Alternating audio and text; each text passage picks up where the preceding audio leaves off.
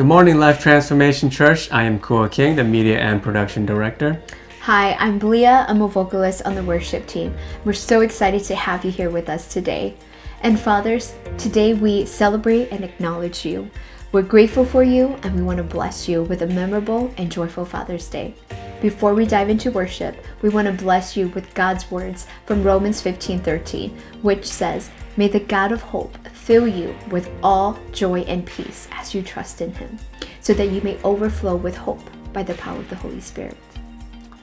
Trust in the Lord and receive his promised joy and peace into every area of your life. Allow it to carry you through every moment so that his hope would overflow within you and be poured out to all those around you. Let us praise the Lord.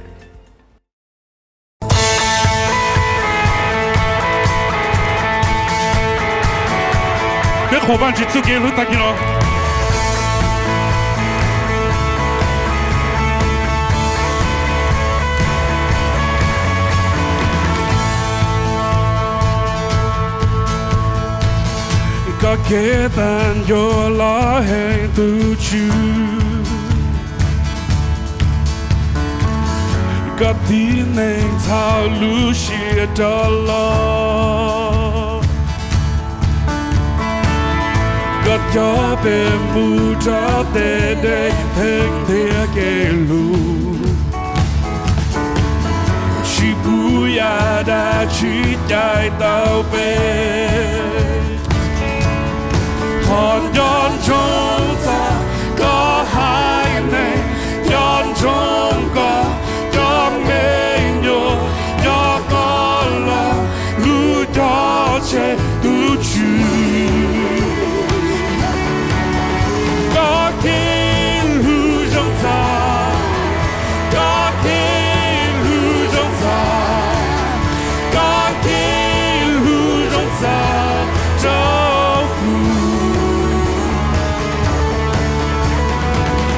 có kế lưu kênh giác nhìn lo vào chú có sĩ cho mê cho vô gió có cho bê kế lòn đã có sáng gạo cho đi thì ta còn cho mê hương gạo thơ Hòn yon trong ta có hai này yon trong có cho mê nhô cho có lo lưu cho chế lưu trừ có kia lưu trong có kia lưu trong ta có kia lưu trong ta có kia lưu trong ta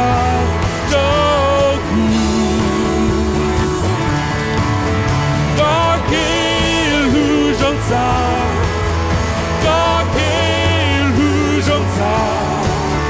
có khi lưu trong ta đâu hòn yon trong ta có hai này yon trong có cho mê nhô cho có lo lưu cho chế tu chư có khi lưu trong ta có khi lưu trong ta có khi lưu trong ta trong khu có khi lưu trong ta có khi lưu trong ta có khi lưu trong ta Let's declare it. Có khi lưu trong ta, có khi lưu trong ta, có khi lưu trong ta, đâu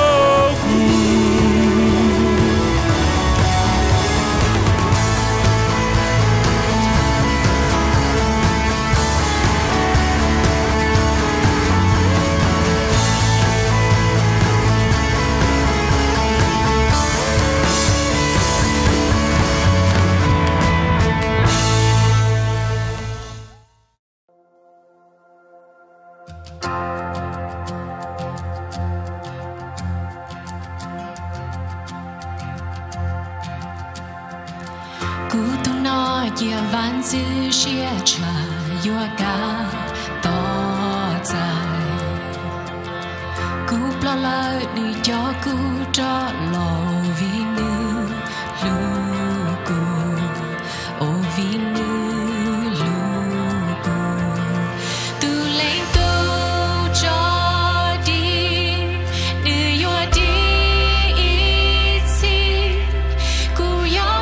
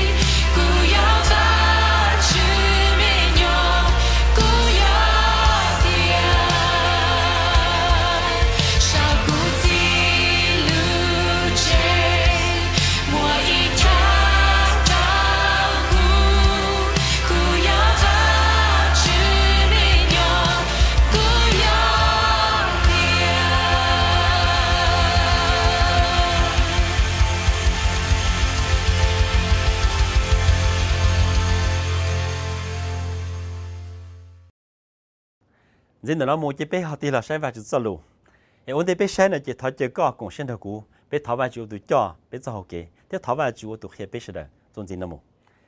và chỉ bé giá là chịu có lúc sẽ thọ bé bé và chịu có ta nóเลยbé là sai cái sao lù bé giờ năng sư bé cụ chịu tao cái sao lù chân thiên mừng đó rồi bé nó sẽ nó chịu sát đó thì ta đi sư ta chỉ nu nó thọ có khi bé có cái sao lù có một số cái bé lúc sẽ cái bé lúc sẽ tao cái sao lù chỉ chân thiên mừng thọ khi bé nu nó thọ lòng bé lúc nâng nu nó để chú ý sự luôn bé amen chỉ biết là một sai và chỉ là ok mà nu nó ra ở cơn đó cho bé cỡ và tôi ý liền to là chỉ lo liền nóเลยnữa mà nu nó ra cỡ để họ bé ở bé lúc nâng có trụ khó trong đó vài chữ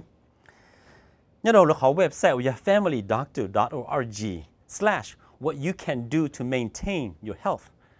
là chỉ hai cái ở đây chỉ có lúc nâng thì nó cá nhau rộng mà họ nói mà hai cho cái nó cá nhau rộng được sáng cái tờ đó là mình cái tiền staying healthy physically là chỉ being physically fit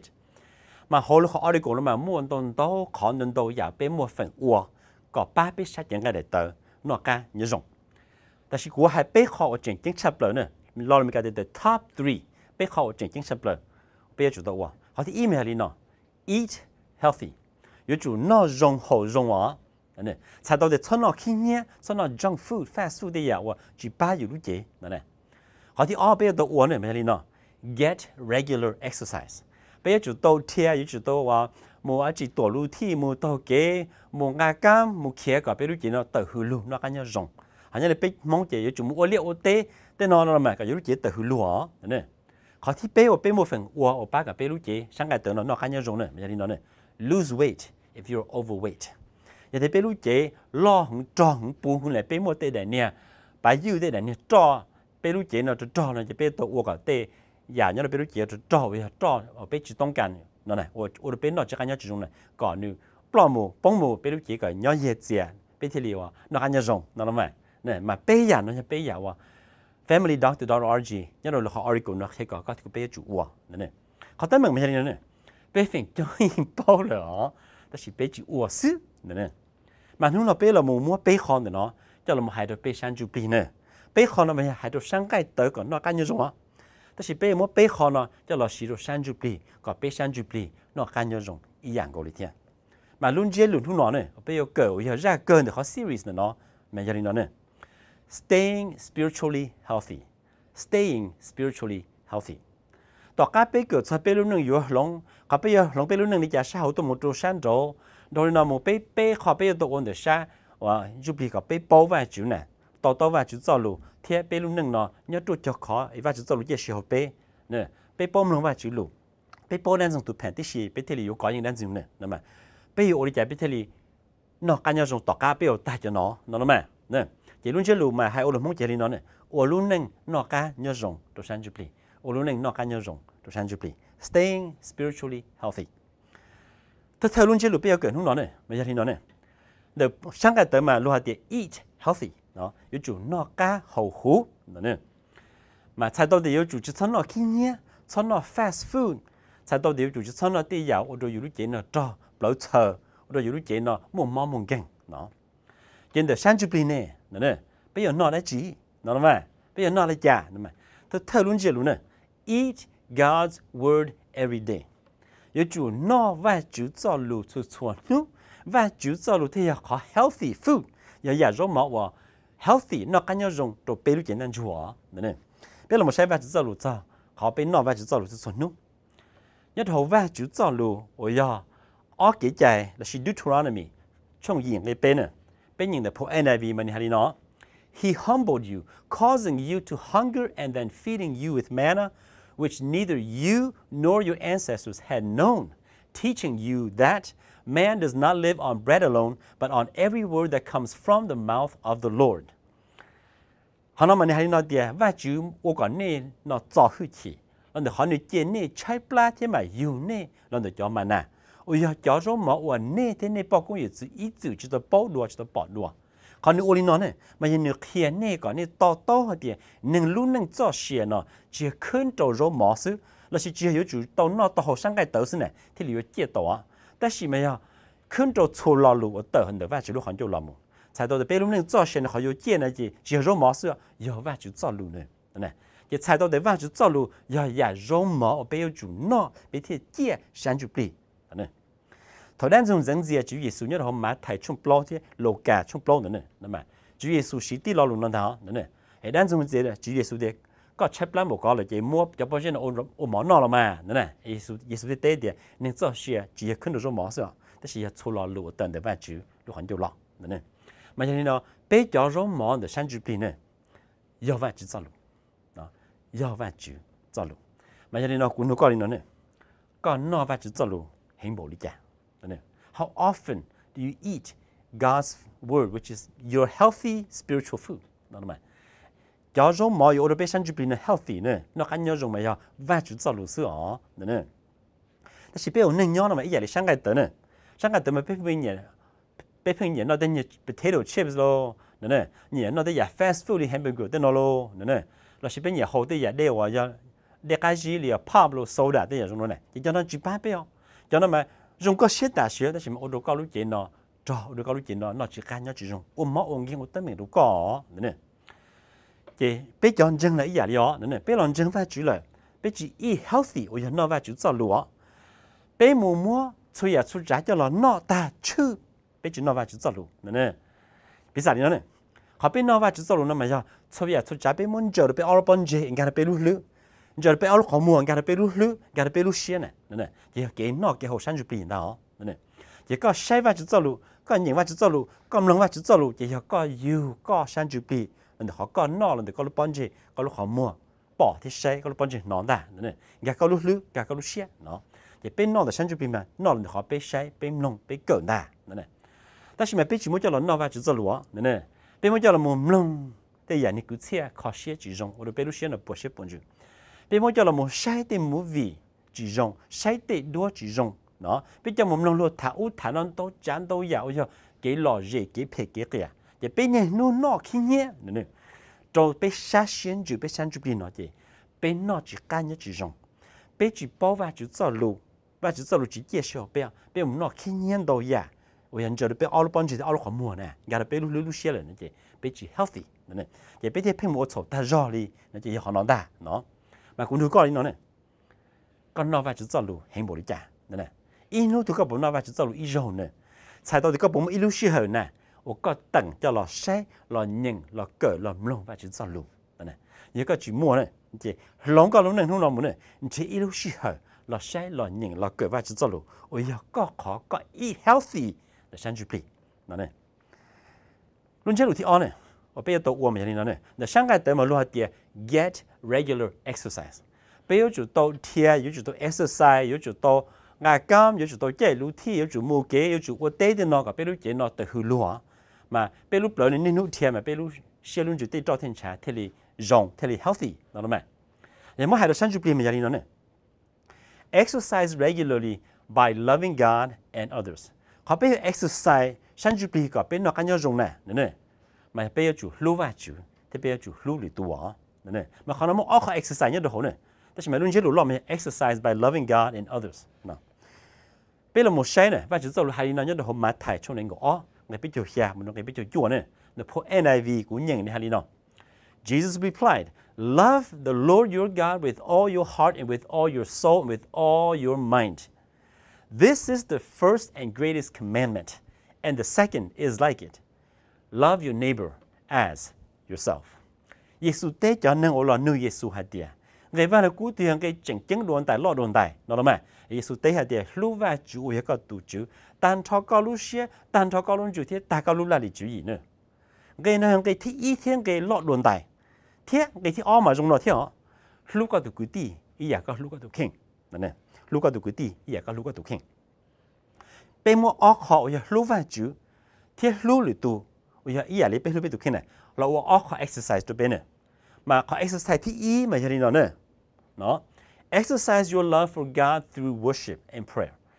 Thật họ exercise nè, ở bây giờ tụ uốn bây giờ exercise mà giờ,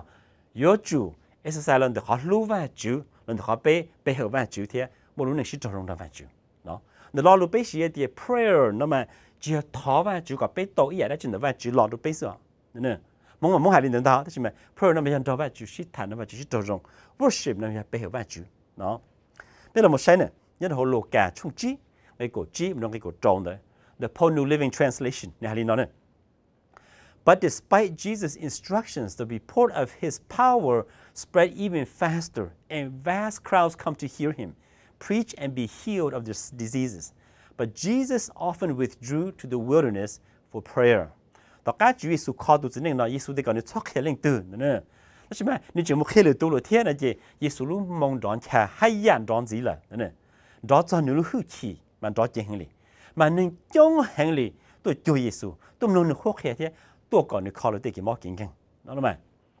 Cái cái trò mà thế hay nó này thì là Giêsu phèn tờ một trò bố tỏ thế khỏi chờ ôi ya bố tỏ trong mà sát khỏi chúng muốn nâng lý nữa thế một thảo vạn chỉ đồ tỏ. Đó mà. Họ nói khẽ lý nó này. Khẽ nó bây giờ. Lúc sau Giêsu busy cơn gò, nên thấy Giêsu cơn gò, nên tông cảnh Giêsu cơn gò, nên tôi cho Giêsu hay cơn gò. Giêsu chỉ trong lý có thì cũng bé ở Giêsu chỉ thọ vài chữ, Giêsu chỉ mua sữa bé hở vài chữ, chỉ mua sữa chỉ trong nó vài chữ đó, lý bé nè, nữa nè, thọ cứ busy nữa mà Giêsu hay ya một thọ vài chữ, hành chắc cũng gì, nữa nè, vậy mà hay là một nữa mà Giêsu mua lúc hữu khí, không mất con kinh, mua lúc hữu khí khét cho một rong, mua lúc hữu khí ở chủ chỉ vì ya Giêsu cho cái chỉ cho rong đó vài chữ uyên như lạnh chính ta, nữa. Vậy mà hay là một nó gì, ý là exercise nè, ở đó bé mua rõ, để bé lúc简单chút, để tí chả để lần tên cái để tới để sẽ tên chút để plá để plớ mua rõ nè, nữa. Cho cái bé hở vài chữ, cho cái thọ vài chữ nó vài chữ trong nó, ở đó bé sang chụp mua rõ, nhưng nó được Giêsu chỉ mua lúc hư khí, nó là mà, không mất con kinh để đắc cái vài chữ cho lù, ở chủ chính ta, nữa. Vậy có sáng mua rõ sang chụp mà, có yêu chủ mua lúc nè. Bây giờ vài chữ thế, chỉ cho rong đó vài chữ để cái thảo vài chữ đó, nữa. Bây giờ còn gì muốn nè? Nhất hồi Daniel trong trò cái cổ nè, the Paul New Living Translation thế, cú nhìn nè, như hai đi nào. But Daniel learned that the law had been signed. He went home and knelt down as usual in his upstairs room, with its windows opened toward Jerusalem. He prayed 3 times a day, just as he had always done, giving thanks to his God. Để thổ Daniel bao lời hạt địa lỡ mua trái chạy xin nữa là sẽ chán tới xin ô cái chạy lời nó cho nên một trò chế cho nên một trò châu cho nên nó không ở san sổ nữa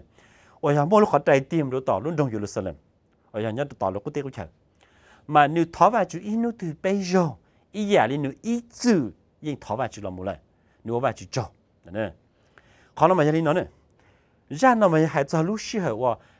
cho nó cho chú và lỡ chỉ cho một đàn niệm chuyên chế một đàn niệm thế đàn niệm bây giờ phong như này em dùng cho đàn niệm sát gió sát thua đàn niệm nữa này lỡ một thọ văn chữ cả văn chữ số ít đèn tới lỗ ít cho kỹ cho chạy một chữ chỉ bút lên từ bề hở lì tu văn chữ lời chữ văn chữ sư bây giờ nó toàn tiền đó này giờ lên từ chỉ một bề lì tu văn chữ chỉ một thọ lì tu văn chữ chữ và giờ bề hở văn chữ thế văn chữ ngộ sư này nên chị tụi nó trong một bỏ họ chó thế này thế này chính là trong một bỏ họ chó thành thọ đúng không ạ? Chị lấy thêm một họ là số trái chạy nữa này, chị nói sao? Yên chúa giúp đại niệm không ngồi đi này, yên chúa tự trả đại niệm không ngồi đó, lấy chỗ hay lấy công chú ý nữa này, lấy chừng một văn chữ lãng sớm mộng to văn chữ chừng công sinh lợi lợi thiên nữa này, lấy thêm một số ít trái chạy xí biết cho nó toàn thế này nữa này, cũng chỉ to tụ văn chữ nó đi theo nữa này, giờ ít trái chạy xí trong bùa mà yêu cô xin thế à giờ, thế mà ít trái chạy xí biết cho nó sẽ có xin vào đây chi na. Nè, chị Daniel tuy bỏ để Daniel cho xia, rồi mình cái is on the line, nè, you chỉ tháo ra chỉ chẳng bây giờ chỉ thích chỉ tuần đó, nè, cho bỏ họ chọn đó, nè, ok, giờ chẳng một chung gì mà lúc gì bỏ này mình chỉ tuần là you thích theo, nè, Daniel tuy bỏ cái tuần nhau được Daniel không thể là Daniel một số chuyện nè, Daniel bỏ đi bé quá, nè, giờ bé mà lúc hai tiếng chữ rồi chỉ bỏ đi nữa thì chỉ có thể mà tuần nữa nè chị, bé chỉ tháo ra chỉ bây giờ chỉ liền đó, bé phiền chung này, để được bỏ nữa nó. Đó là Daniel một trong Daniel nhắc khai được san số, sau chuyện đó để lúc họ chạy tìm một tòa Jerusalem, thảo vài chữ in nó từ bây giờ, ý giả lý nu ý chữ thảo vài chữ, thế ở vài chữ cho, này, thì nên xem này, Daniel mua luôn nâng bây giờ vài chữ, mua luôn nâng đó vài chữ sĩ thả, sĩ trò rộng, a worship in prayer life, đó đồ vài chữ này, giờ họ nói ở đâu nữa mua đã chỉ, này, họ nói ở đâu nữa mua vài chữ lưu hữu chỉ trong cả nữa, bảo hữu đi thái nữa. Tỏ cá là tuần đề Daniel nữa, chỉ lấy cho Daniel một bộ họ chó nữa, thì có sao này, cho một bộ họ chó thì phải chữ lưu chỉ trong cả Daniel nữa. He has God's power, he is spiritually strong, nữa này, thì bộ họ chó là vai chữ tí thái này thì chó chỉ tỏ nữa, đó, nữa này, thì tỏ cá để văn chữ, nó tỏ cá văn chữ,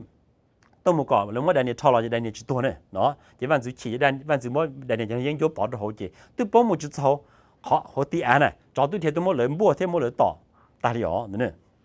chỉ cho đi nó này cho cái thọ vài chữ cho cái thọ vài chữ là chỉ đồ này thế bây giờ vài chữ ở đâu có mua rau để sang chụp này giờ đi cho cái exercise ở đâu có mua rau sang cái tới này chỉ có sắm mua rau sang chụp này chứ mua lúc này bây giờ vài chữ thì mua lúc này thọ vài chữ chỉ đồ này còn nó mà chuyện gì hình này đồ bây lúc này à họ nói the bây lúc này vài chữ này có exercise thì bây giờ tôi uống này mà giờ the bây một luyện tu năng ở này other people rồi bây giờ chủ lúc vài chữ thế bây giờ chủ lúc luyện tu này có exercise thì như này exercise your love for others through ministry.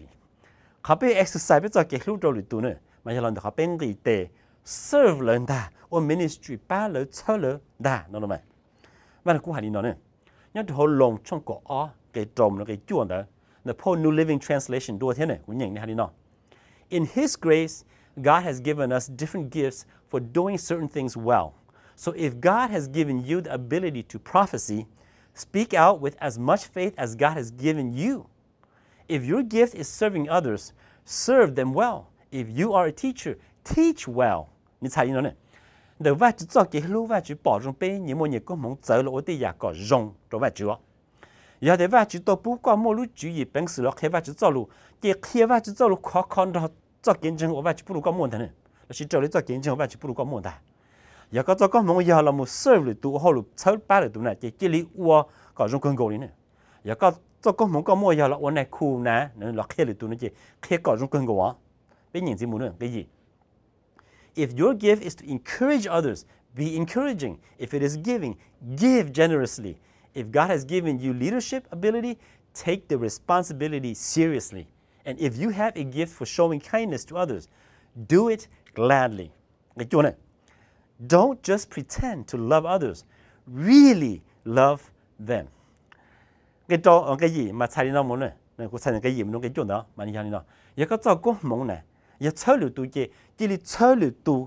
để lúc xé ở luôn này, nó là chỉ让cho chơi được tụi này. Giờ có cho có mong giờ ba được tụi chị, ba được xé được bồng này. Giờ có cho có mong thôi cho chị, thôi cho khó ở tuần thì nữa, nó. Giờ có cho có mongว่าmua lúc xé được xé rong cho được tụi nó chị, chỉ là xé được xé rong ba lúa để lúc xé được bồng. Cái chỗ này mà chỉ hiểu này nào đấy, chỉ cho là ở tụi nó đàn chúa hay có lúa nữa. Sau đó làอยู่ให้คอยอยู่คอนะมาวันนี้เหมือนอยากชิงกูเนี่ยอยากก็ให้เด็กก็รู้ก็ป้ารู้มารู้ติดเดียวโอ้ติดเดียวก็ชุบแล้วก็เติบเลยได้เนี่ย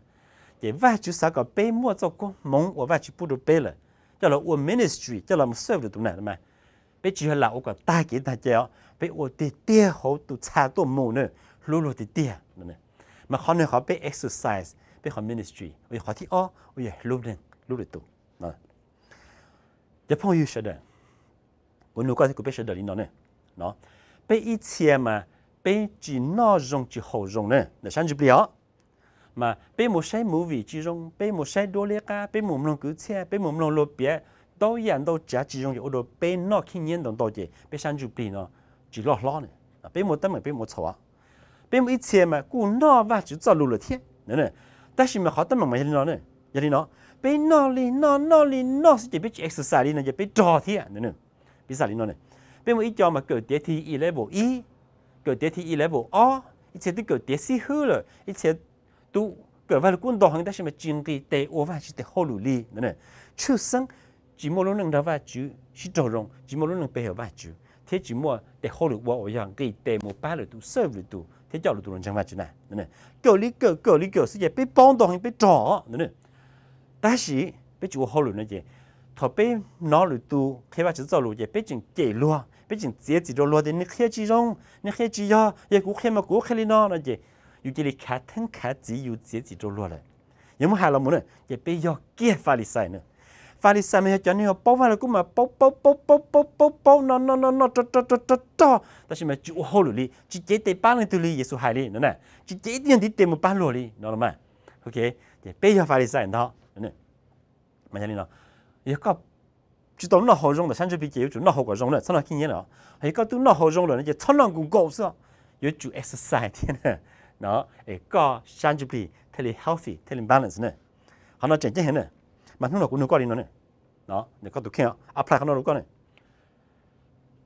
có bộ môn sự là bây giờ vài chú đi ta cũng hay lo có bộ môn sự là nó vài chú ta chỉ rồi nó một có bộ môn ít để hỗ lử có ủa hỗ trợ ở nhà vài chú khó vài chú một đồ coi có faithfully ở vài chú để hỗ lử chơi lử tu ba lử tu là chỉ một cho tu chiến tranh tu chỉ ta bao vài chú có là bao vài chú lần tranh vài chú này giờ có chỉ mua này anh chị qua đâu con này nung nó này start exercising này cái để ở vài chú để hỗ lử rồi đi cho con một vài chú bút con mua này giờ có chỉ bao nữa chị bây giờ nhau hỗ trợ nữa nè nhớ được khó lấy cái liệu bây mua không bây giờ ý đâu có cỡ nữa cỡ ta không nó có bao có cho có mỏng nè chỉ tin không làm một chuyện cái để ở hỗ lử đâu vài chú liệu họ khóว่าđâu vài chú này chị làm một đâu vài chú sẽ thay cho rồi thế là một mà chị bây giờ vài chú để lúc sau có chui kia là bây giờ vài chú nữa chỉ là một lúc chế lúc thì bên nè mà là sáng cái tới mình nó lose weight if you're overweight giờ có bố chỉ lo không lần chỉ có tôi lose weight nó mà nè hay mà hay là sáng chụp liền là chị lose weight by letting go of worldly things lose weight by letting go of worldly things giờ có yếu chủ cho có lúc chế nó đi giả nhỏ có phèn tua để có tụ khen ở kia nhé này rồi đi bài yêu đi cho nhé có lúc chế này muốn đi cho mù nó mà nè ôi khổng đi đi có phèn tua trở có phèn chơi này chỉ cả cho này so lose weight by letting go of worldly things bây giờ mình sẽ giờ nói nhớ là hậu và chỉ cho lụa mà thầy trong cổ chua nghe ngồi ý mình nói nghe ngồi plong nữa nè ra nào mà hay cho tụ chỉ nên là chỉ tụ lồm lồm nu ở mua nhẹ mua chế mua tàu nhận tàu trả đi nữa là nuôi Giêsu này tụi nó mà ít tụi này bao vây cú cường cầu đi đó tụi nó tôi cho lên một sợi cái chạy冲cái大力哦呢今天老nuôi Giêsu đi sư hữu của yêu đi chả có thể tổ chức gì nó mà nên người ý này Giêsu tên này của những the Paul New Living Translation Jesus told him if you want to be perfect go and sell all your possessions and give the money to the poor and you will have treasure in heaven then come follow me but when the young man heard this, he went away sad, for he had many possessions. Giêsu tế rồi nửa hạt tiền, giờ có sao có ô lúc này dùng quyền gạo lý là chỉ ô nó này. Một thiên một số nhà số giáo giờ có tên có tu có tê không phải không chế số nhà có mua thiên một trận như là cho là một ba cho nên plua cho nên giỏi nhẹ. Chỉ thằng nó có thể là dùng luôn nu sống tôi chân chân này, nó. Tất cả nó là chỉ trò lòn cho cú thiết trở của cái mua của tôi thứ tỷ nó là mà. Nên có mà hai đứa nói tiền tụi chính nó thằng nó cho luôn nó mà đi tụi xe cơ nếu mua là tụi mình làm lúa tụi xe vì lý cha rồi họ định lúa nu nếu mua không va không chế mua tăng tụm to hơn đi sai tôi định chỉ xả cho tên nó chế nữa đó nên đã muốn này bây giờ cái này có bên này mình cái này có ploa thằng nó Giêsu tiền làm hai đứa cho thứ tỷ đó Jesus said to his disciples I tell you the truth it is very hard for a rich person to enter the kingdom of heaven I'll say it again It is easier for a camel to go through the eye of a needle than for a rich person to enter the kingdom of God. Giêsu hay cho thứ tỷ thì cũng hay chơi chỗ này nè cho giờ. Nếu như hay được tụi mình luôn nu dùng cái một tổ chức văn chỉ được chờ nè, này. Họ nói mà Giêsu chỉ tôi hay đi xuất xuất tụi mình luôn nu chơi một tổ chức văn chỉ được chờ. Giêsu đi very hard nè, như hành ở chỉ tôi sai impossible như hành nè, nó sao? Sai tôi đi cho nên luôn nu nếu mua nếu tê tăng tê tu tê nhẹ tê chia cho là ô hô lụt vài chữ thì ô hô lụt bát là tu gì cho nó nếu mua to chỉ nhiều nữa chỉ cho nên luôn nu nếu tê nhẹ tê chia thì không phải không chế thôi nó không nữa là nè nè ấy chữ nữa là nè còn nếu cho số tên nó chế xí bát là tu thế xí cho là một lúa vài chữ vài chữ thì ô hô lụt nó chế cho nó mà nhiều hàng rồi lấy gạt to vài chữ tê chờ nè đó lấy vô cho nó lấy tuổi cho nó ta lúa cho hậu kế nè Giêsu hay nè cái này của bao nhiêu tiền của hai đứa này đùa nè nó nếu mà hai đứa chỉ dùng gì cha được tuần chúa dùng cái hóa công nữa lý do cho ít tuần hình luôn nu em vô tuổi trở nên tiết kiệm luôn nu nên tiết không phải không chế để tên tuần này yếu tuổi cho nó thì yếu bố cho nó yên dần còn gam to đâu phải chỉ tiết chờ này đó nhiều hành này họ nhiều mà giờ lấy chỉ cả trò để tê tăng tê tu số giờ số chào là lúc nâng luôn nu đấy hoặc là mua này thì bây giờ hai là một chỉ trong này nó này nó cho nên Giêsu cho luôn nó bây giờ hai kia luôn chế lừa bây tao tao ta xin nó chỉ trong nó này giờ có vườn đâu chán đâu giả không tiền tiền nữa nè tôi chỉ ta có em luôn nữa rồi có lúc xem chờ xí nè ít xem mà làm luôn nữa chỉ làm muôn đó ít xem mà làm plua chỉ làm chân chờ nữa ít xem mà cũng tham gia đó chỉ mà làm chân chờ chỉ làm vườn đâu giả giờ chỉ mua là phải vô cả to lên này chị làm vườn đâu giả này chị cho nó ta cổ giữ giờ lấy cho họ kéo lấy uống lúc này có hổ vài chữ xiết nữa chị cho nó lấy cho kỹ trò này là họ phát được họ vào overweight đó nữa giờ là vườn đâu giả chị thằng nếu mua cho vài chữ tết chờ chị vườn đâu giả đâu chị cho nó 你多着就那些你母亲的本只头，你人只头吧，只是好中午吧，只是得求呢，呢，就还个要用一个别到到呢，就个超动了个只头吧，只是好中呢，呢。有冇係字有啲呢 ？You are too fat, you don't fit God's door， 明白嗎 ？You can't enter in。佢哋個實將到人都講唔通嚟，就好呢，呢。就俾咗就當乜嘢呢？做這樣，呢？做空啲啲緊啲啲，或俾曬要曬到曬鑊曬多個多嘅，叫個當到俾門呢？啊，話主要要曬個多，所以要曬個多添呢，就要做通呢，呢要最好話就好中啦，明白嗎？mà nu nó呢，即係佢俾下嗰個俾到多呢。cũng do cũng những ít rồi nữa mà cũng chỉ do để họ tiêu hết chứ mà do mà là hai nữa thì nhớ là sát tới Africa nữa mà lấy một sọ lia mà lấy olino nữa nè lấy một mới lúc cây cho nó ít lúc nhiều hoạt động chỉ lấy cho nó hoạt động có hậu có liệt sẽ tệ nữa nè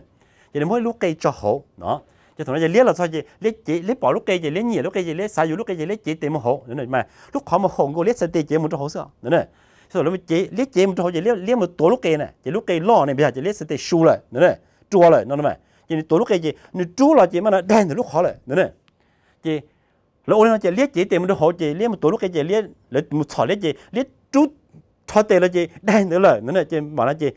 liếc ở kia là chỉ trong kia, liếc cho lúc cái là chỉ sát cho, nữa nè, chỉ lúc cái là liếc sát tổ, cho xe là liếc sát vua, chỉ sát tổ thế này chỉ liếc rằng muốn rằng là chỉ lấy thọ tôi liếc gì nó, nữa nè, chỉ có cái của bên này, đang dùng thọ tôi bên gì thọ lên nữa nè, bên vua đó chẳng đâu vậy đâu không nè.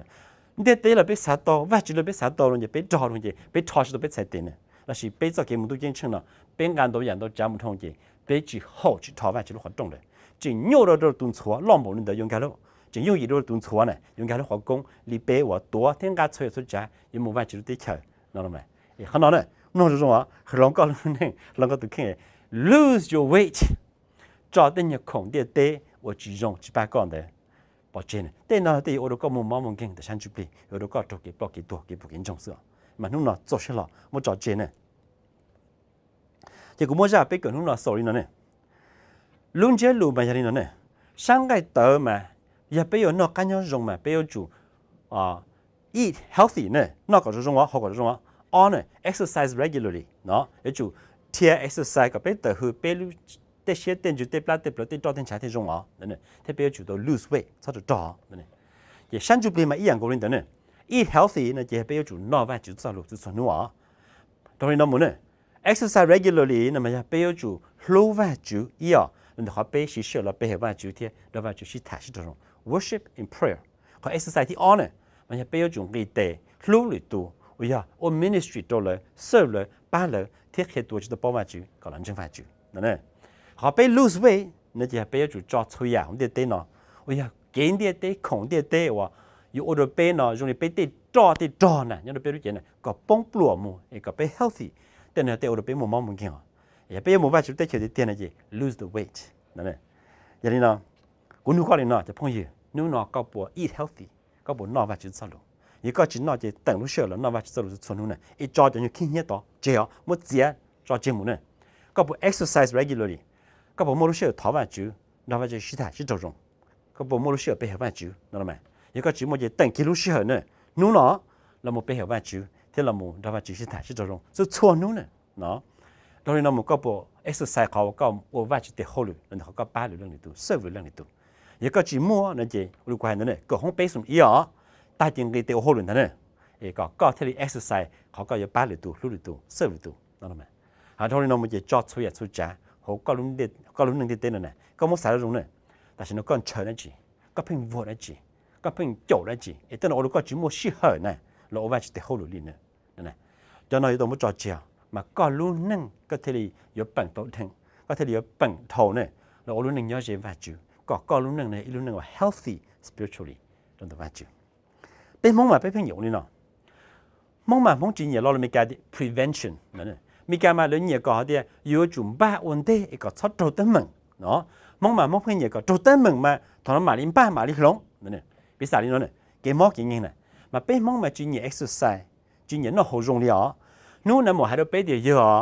giờ có chỉ lông có cái nó cái họ có chỉ exercise mà con chỉ nhớ chỉ đồ chúng nó, chỉ có mình chỉ hiện cơ, chỉ bộ tên là chỉ có tua nữa, này, là chỉ ở bên lì chỉ có tua nữa là chỉ thằng nó bên mà đi ti, bên mà đi vua là một bên mà đi là vô exercise mà đi nó hổ nè, chỉ nếu từ bên nhau nó cái nhau rong rong sự gì đó cái ao thác cũ là nè mong mà mong cho thì nó nè sáng chụp đi là biết ông ngồi lên được theo mà nó qua được con này sau đi làm gì là sau đó nó đã được tổ kết tổ qua đã được cho con mà đi đó cho vào chuyện này nó nói emergency rồi nè giờ vào chỉ lúc con mà có thể đi nữa nó đâu rồi mà đâu tụi chỉ đi được